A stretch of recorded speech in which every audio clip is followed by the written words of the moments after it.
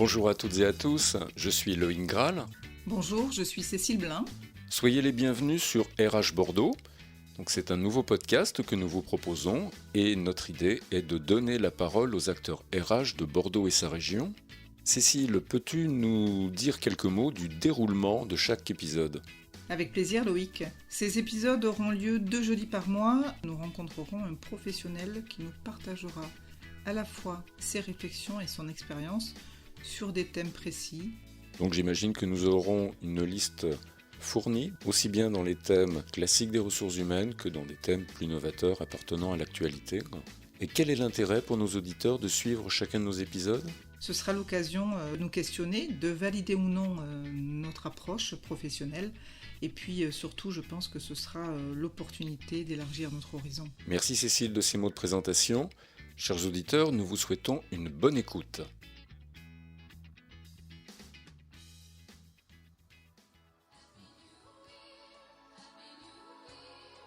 Et nous sommes très heureux, auditeurs et auditrices, de vous retrouver en ce tout début d'année 2021 et nous vous souhaitons une excellente année 2021. Cet épisode est intitulé « Moi, responsable RH et romancière ». Pour bien démarrer l'année, je reçois une personnalité au parcours assez atypique.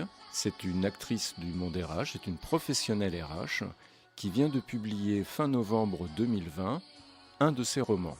Bonjour Anne-Reg Collin. Bonjour, très bonne année à vous aussi. Je suis contente d'être là avec vous aujourd'hui. Merci de me donner la chance d'être dans cette émission.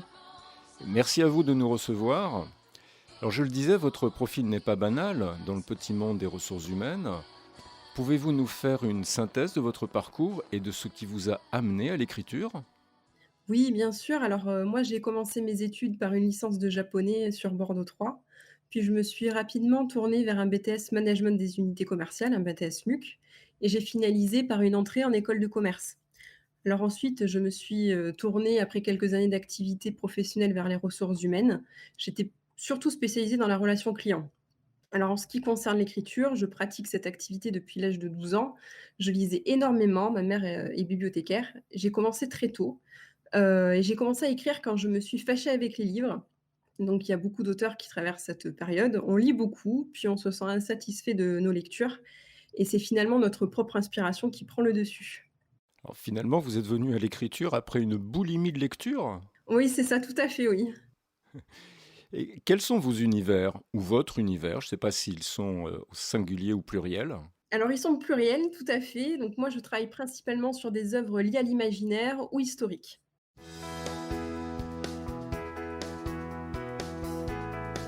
Ressources humaines et romans commencent tous les deux par la même lettre. Ça me fait une liaison tout à fait improbable. Peut-on faire des liens entre ressources humaines et œuvres romanesques ? Oui, tout à fait. Alors, moi, je parlerai, en premier lieu du lien, enfin, voilà, de la relation puisque ça commence aussi par la lettre R, hein, donc ça fait 3 éléments. Donc, pour moi, l'écrivain, en fait, est au cœur de la création d'une relation entre ces personnages, de la relation au parcours des personnages, puisqu'ils vivent des choses au fur et à mesure de leurs aventures, mais aussi il est responsable de la relation entre son livre et le lecteur. Donc, pour moi, c'est vraiment le lien le plus important, c'est ça, en fait. Et le fait d'être aujourd'hui responsable RH vous procure des éléments d'inspiration ? Alors, oui, on peut dire ça parce que le milieu de l'entreprise peut être, intéressant en fait, hein, pour voir à quel point la vie des individus est riche. Donc il y a, d'un côté nos vies professionnelles et nos vies personnelles. On vit, chacun avec ces 2 éléments. Donc, il y a des personnes qui aiment séparer les 2 et d'autres qui voient ces 2 éléments comme un tout en fait, hein, qui ne font pas forcément de distinction. Et pour moi, en fait, si vous voulez, écrire, c'est aussi faire preuve d'analyse. Il faut savoir analyser les autres, les situations que l'on rencontre et aussi soi-même. Donc c'est finalement comme le RH, il faut savoir, composer avec des personnes qui sont aussi avec, un vécu à 2 dimensions, en fait, finalement. Et donc la psychologie de vos personnages pourrait être influencée par ce que vous voyez ou ce que vous vivez en entreprise ? Alors moi, j'essaie de donner des caractères et des personnalités les plus réalistes possibles. Mon expérience, par exemple, dans la relation client m'a un peu apporté. J'ai travaillé dans la vente pendant pratiquement 10 ans. Ça m'a donné du recul. Les gens mettent, un masque en fait en entreprise. Ils jouent un rôle pour se donner parfois une contenance, pour continuer à sourire, et à se donner du courage, hein, à aller travailler tous les jours pour apaiser aussi leurs craintes comme dans leur, voilà, dans leurs relations avec les autres, à leurs clients, avec leur travail. Donc pour moi, en fait, si vous voulez, être conscient de ça, c'est important parce que ça donne plusieurs dimensions. Ça permet en fait de donner plusieurs dimensions aux personnages que l'on crée. Il faut, pour moi, en fait, savoir relever ce détail qui peut faire toute la différence dans un récit. Oui, donc vous vous inscrivez aussi dans une observation de la vie réelle Ouais. pour donner un peu peut-être ce supplément d'âme, ce caractère très réaliste à vos différents personnages. Ah oui, tout à fait. Il faut savoir créer des personnages aussi bien avec des défauts qu'avec des qualités, pour que les personnes puissent s'identifier. On a d'ailleurs, un syndrome qui s'appelle le syndrome Marissou, en littérature, où en fait le personnage principal est parfois dénué de toute consistance, alors qu'il est en train de vivre des choses, normalement, extraordinaires, ou suffisamment extraordinaires pour qu'on en fasse un livre. Et les personnages, en fait, secondaires sont plus intéressants que le personnage principal et c'est un, défaut. Donc il y a des auteurs qui font exprès de créer ce type de livre et parfois c'est une erreur, en fait, qui est commise par l'auteur et du coup, beh, qui fait perdre un peu de la crédibilité, à son travail.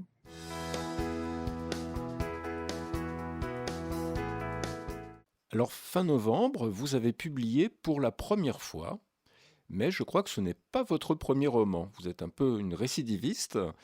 Et comment avez-vous évolué d'écrire pour soi vos premières œuvres à maintenant vous mettre dans la situation d'écrire pour les autres en publiant? Alors oui, c'est vrai. Alors, j'ai effectivement écrit 3 autres romans avant celui-ci. J'ai décidé de me lancer en me relisant, en fait, en relisant mes textes.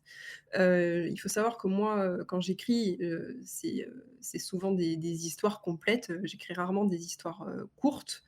Je me corrige très régulièrement et en fait, on prend naturellement la place du lecteur. C'est-à-dire que je me disais: «Ah, cette partie-là, finalement, elle est pas du tout cohérente si on me relit, et cetera. Si on relit, ça ne va pas». Donc finalement, mon écriture a évolué dans ce sens-là. Et puis j'ai aussi des proches qui ont lu, mes travaux précédents, ils sont intéressés à mes loisirs et puis je leur ai dit: «Ah, j'écris cette histoire et cetera», donc ils ont lu mes textes. C'est aussi des gros lecteurs et quand ils m'ont lu, ils m'ont tout simplement encouragée, à publier, donc ça m'a motivée à sortir ce livre, Et est-ce que ça veut dire que ce troisième roman a des soubassements dans vos... Non, pas du tout. J'ai écrit des œuvres qui sont complètement différentes. Donc là, mon roman Les Trépassés traite vraiment d'un sujet, inédit pour moi. Il faut savoir que je me suis forcée à ne lire aucun livre pendant la rédaction de cet ouvrage pour, on va dire, me sevrer de toute influence, et aussi pour me forcer également à écrire une œuvre, accessible. Il faut savoir que les gens qui lisent ont souvent l'habitude d'écrire des textes, heu, à l'image de ce qu'ils lisent, en fait. Donc parfois, c'est souvent des choses assez soutenues, des phrases, voilà, qui peuvent être, pas à la portée de n'importe quel lecteur et moi, je savais dès le début que je voulais, cibler un public jeune et qui n'apprécie pas forcément lire. Donc il fallait que je me retire de toutes mes influences de lecture, on va dire, plus fortes. Je me suis forcée à écrire quelque chose de complètement nouveau. Alors, c'est donc une œuvre jeunesse. Ce roman que vous venez de publier s'intitule Les Trépassés, le dévoreur d'âmes. Quelle en est l'intrigue? Alors l'intrigue, la voici. Donc, c'est un jeune fantôme, Charles, qui ne se souvient ni de sa vie passée, ni des causes de sa mort. Il va rencontrer les Trépassés, un groupe d'adolescents morts eux aussi il y a longtemps et qui se soutiennent dans leur quotidien d'âme devenue immortelle. Les Trépassés vont aider Charles à se rappeler de sa vie de vivant, tout en évitant, pour leur propre salut, de se faire dévorer par un esprit vengeur.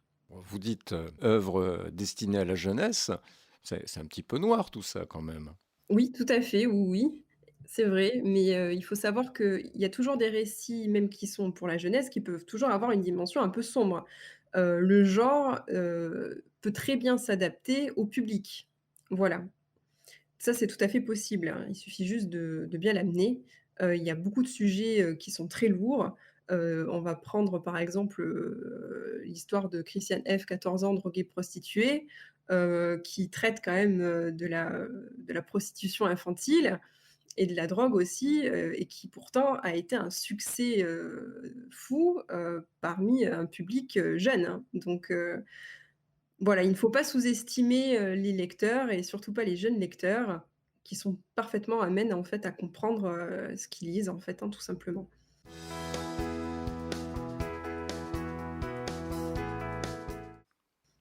Oui, et puis qui sont également en conscience de ce qui se passe dans le monde, dans Oui, la vraie vie.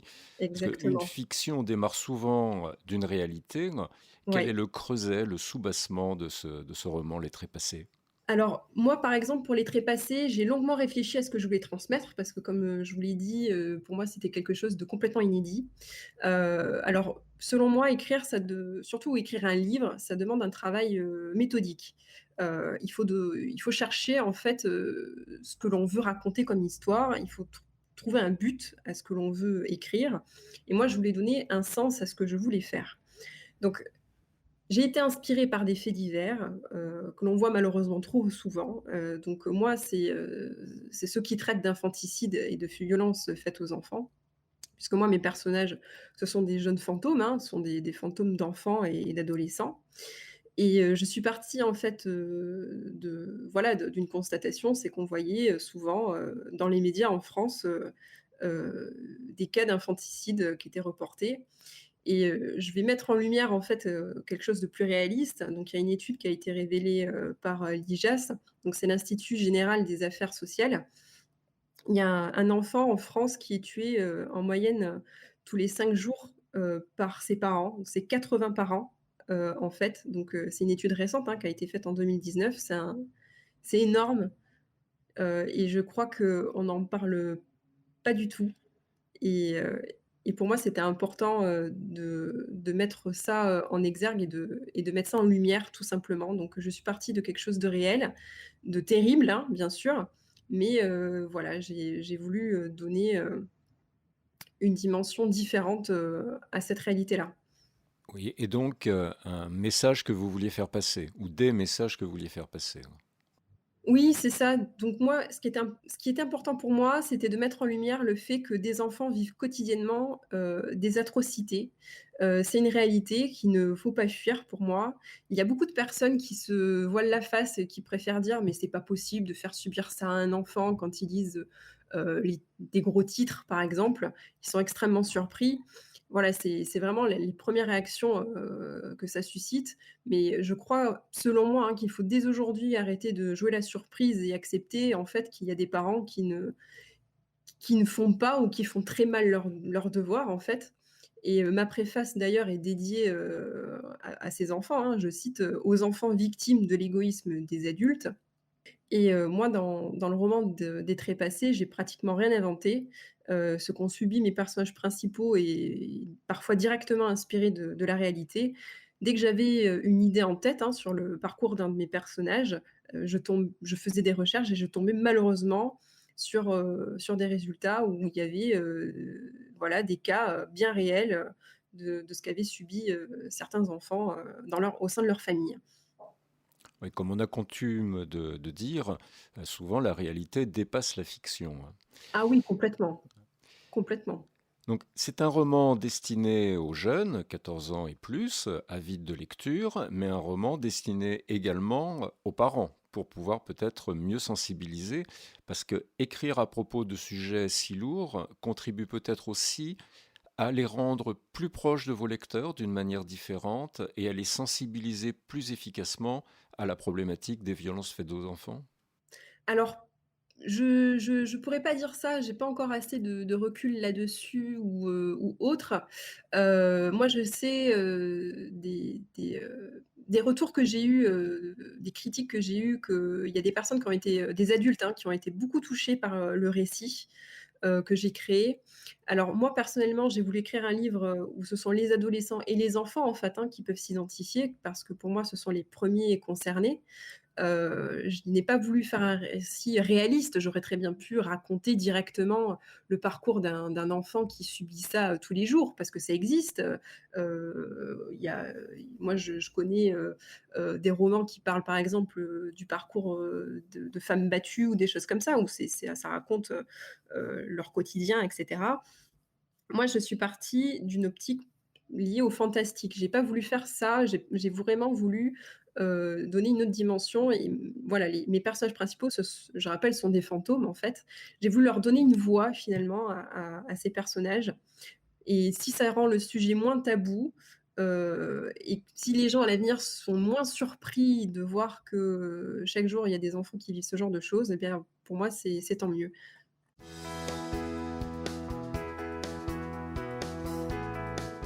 Alors, vous écrivez pour les jeunes. Alors, j'avais envie de vous poser la question, quelle est votre vision des jeunes et du roman en ces temps où la technologie prime, l'hyperconnexion prime et où on pourrait penser que les adolescents sont plus intéressés par le smartphone, la console que le roman de 300 pages?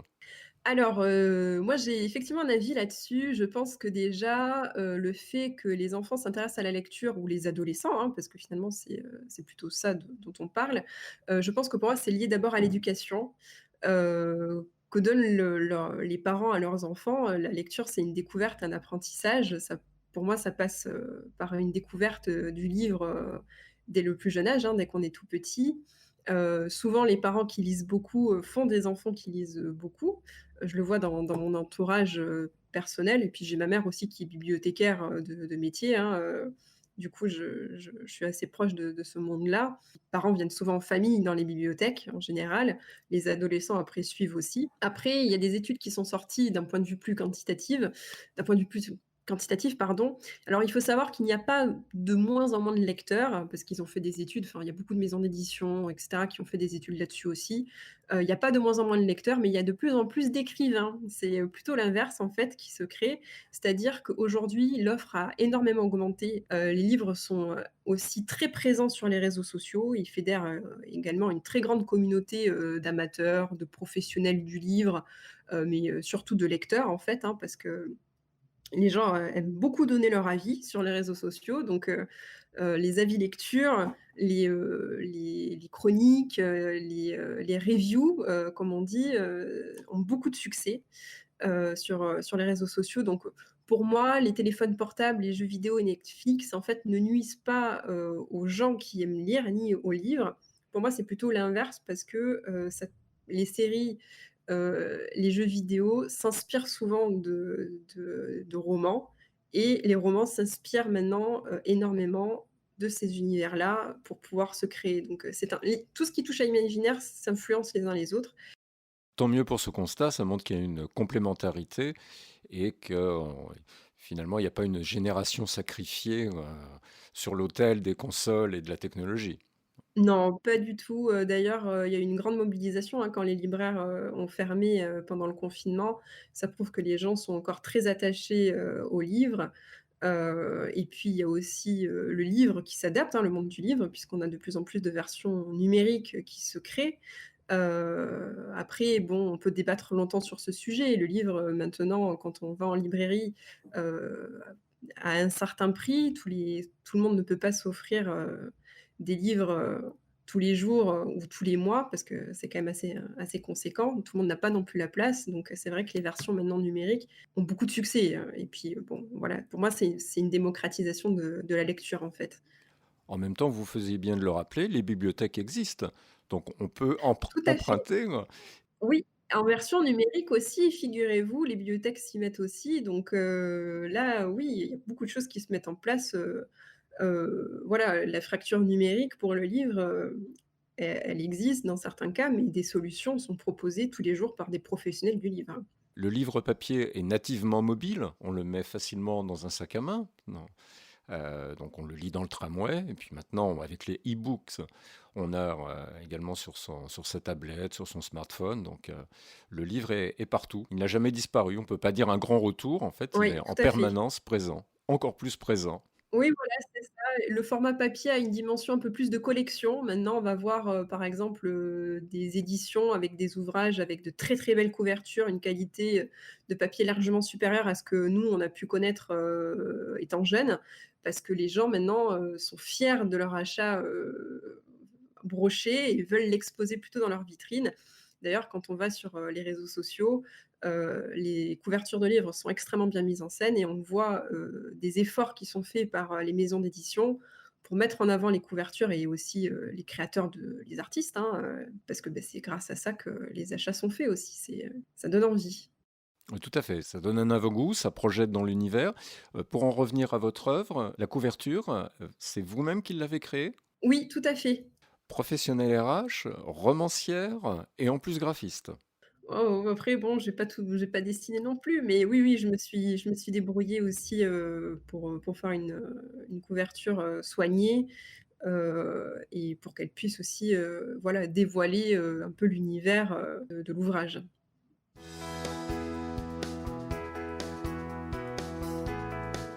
Alors continuons, si vous le voulez bien, de dévoiler un petit peu plus l'univers de l'ouvrage. Pour nous donner un avant-goût, quel passage souhaitez-vous nous partager? Alors du coup, je vais vous partager un extrait, du début du roman, qui parle, d'un de mes personnages préférés qui s'appelle Grégory. Grégory était cependant déjà satisfait de pouvoir circuler dans la ville. Tous les fantômes ne pouvaient pas en dire autant. Certains restaient bloqués à leur point d'ancrage ridiculement petit, une pièce dans une maison, un lit ou un arbre. Grâce à Fiona, Greg avait réussi à briser des barrières. Cela ne le dérangeait pas d'être mort, même si parfois il s'ennuyait. Mais l'arrivée de Charles ouvrait de nouvelles perspectives. Merci. Pourquoi avez-vous choisi ce passage? Parce qu'il était un petit peu le reflet de ce que pouvaient vivre, mes personnages au quotidien. C'est-à-dire que moi, du coup, ce sont des fantômes qui parfois, donc qui évoluent dans une ville, hein, ça se passe, en centre-ville. Donc moi, je suis partie d'un constat, c'est-à-dire que mes fantômes, en fait, certains restent bloqués dans l'endroit qu'ils hantent. Donc un arbre, hein, si on s'est pendu dans l'arbre, ou le bord d'une route, si on a eu un accident. Et mes personnages, en fait, certains de mes fantômes, en fait, ont réussi, à, sortir de ce coin, en fait, qu'ils ont réussi à hanter. Et moi, je parle du coup de Grégory qui est un jeune enfant, de 12 ans, qui vit, en fait, sa vie de fantôme, comme il peut, et qui rencontre, en fait, un nouvel arrivant, Charles, dont il ne connaît rien. Et pour moi, c'était assez représentatif parce qu'on parle à nouveau de l'arrivée de Charles dans leur univers, qui est un personnage assez mystérieux et original, puisque lui ne se souvient de rien, il ne se souvient pas de sa vie passée ni des causes de son décès. Puis surtout, voilà, ça a apporté, en fait, un peu aussi de profondeur à ce que de ce que j'ai raconté dans l'œuvre. Oui, puis ça fait un parallèle un peu avec le monde des vivants, où on peut se sentir parfois alors, isolé, bon, alors, peut-être chez soi plus que sur un coin de trottoir ou dans un arbre, Oui, tout à fait. mais finalement, ils vivent des émotions, vos fantômes, ce qui les rend sympathiques, hein, et humains, quelque part. Ah oui, tout à fait, bien sûr, mais oui, bien sûr, mais la limite parfois entre la vie et la mort est très fine, donc voilà, j'ai trouvé ce passage intéressant par rapport à ça. Eh bien, merci beaucoup, Anne-Ray Collin, de nous avoir reçus. Les auditeurs trouveront sur la page de l'épisode le lien vers votre site et pourront se procurer votre roman via leur libraire préféré ou en version e-book sur les plateformes. Je vous souhaite le meilleur pour cette passion que vous nous faites partager en publiant pour la première fois l'un de vos romans. Et puis, je souhaite une excellente continuation pour la professionnelle RH que vous êtes également. Merci beaucoup. Merci à vous de nous avoir fait partager votre passion et d'avoir donné lieu à un épisode un petit peu décalé qui mêle ressources humaines, romans. C'est pas banal. Merci à vous. Merci beaucoup et à nouveau, eh bien, merci de m'avoir donné l'opportunité de présenter mon ouvrage dans votre émission. Au revoir, Anne-Ray Collin. Au revoir. Cet épisode est maintenant terminé. Nous espérons qu'il vous aura plu, qu'il vous aura apporté des idées, des éléments de réflexion. Faites-nous part de vos réactions, de vos commentaires. À ce sujet, Loïc, est-ce que tu pourrais préciser pour nos auditeurs par quel biais ils peuvent effectivement nous laisser les commentaires ? Alors pour laisser des commentaires, il suffit de se rendre sur la page web du podcast, que vous trouverez très facilement en tapant les mots-clés podcast RH Bordeaux, soit sur le web directement, soit sur LinkedIn. Merci pour ces précisions, Loïc. Merci beaucoup. Merci à tous de nous avoir écoutés, d'avoir été avec nous aujourd'hui. Et puis merci de partager un maximum cet épisode, sans modération aucune, bien évidemment. Merci d'avoir été avec nous. Nous vous donnons rendez-vous dans 2 semaines pour la suite des aventures sur RH Bordeaux. Merci Loïc. Merci Cécile.